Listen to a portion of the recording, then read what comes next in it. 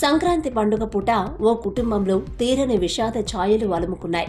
సరదాగా ఫ్రెండ్స్తో కలిసి గాలిపటాలు ఎగరేయడానికి వెళ్లిన ఓ 11 ఏళ్ల బాలుడు విద్యుత్తు వైర్లకు తగిలి కరెంటు షాక్తో అక్కడికక్కడే చనిపోయాడు.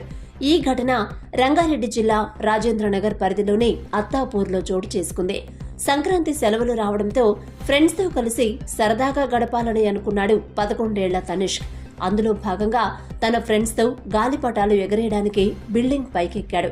అక్కడ ఎగురుతున్న గాలిపటాన్ని మాత్రమే చూస్తున్న తనిష్క్ అనుకోకుండా విద్యుత్తు వైర్లకు తగిలాడు. దీంతో కరెంటు షాక్తో కుప్పకూలిపోయాడు. వెంటనే కుటుంబ సభ్యులు ఆసుపత్రికి తరలించినప్పటికీ ఫలితం లేకుండా పోయింది.